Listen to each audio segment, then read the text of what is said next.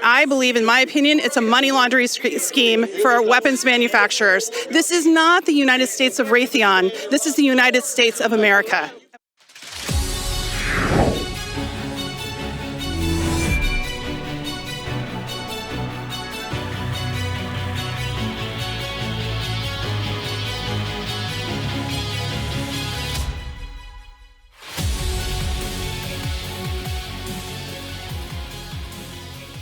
Hi everyone, this is Veronica Kirolenko of the New American Magazine. We're in Washington, D.C. attending Rage Against the War Machine.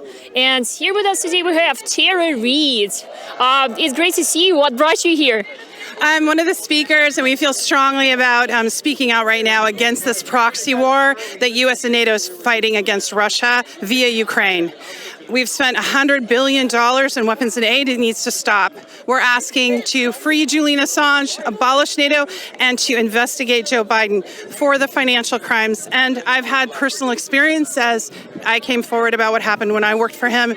I hope that there is a congressional investigation into what he did to me, and I will go under oath to talk about it. So we're here for the bigger issue of preventing more endless war, and also, you know, we're close to nuclear war, closer than we've ever been. This is, a monumental moment in history where we all need to come together. So you have all these people from different political parties, different ideas and backgrounds, all saying the same thing. We don't want a war with Russia. We don't want a war with China.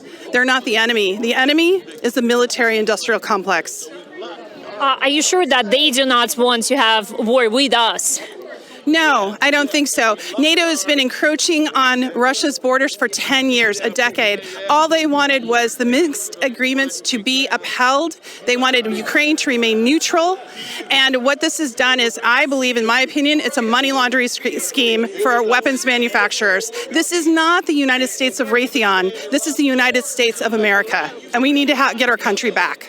How do we push back against the military-industrial complex that is running the show here in Washington, D.C.?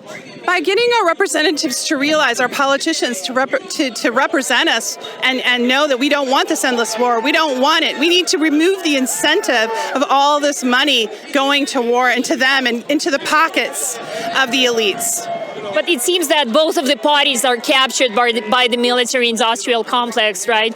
Yeah, that's why it takes moments like this where we're all coming together as people and talking about how we don't want to be in an endless war. We don't want any more people being used as cannon fodder. We don't want the Biden administration to engage in more foreign adventures. We need help here. I mean, look what just happened in East Palestine, Ohio. It's the biggest ecological disaster probably in history right now that's happening.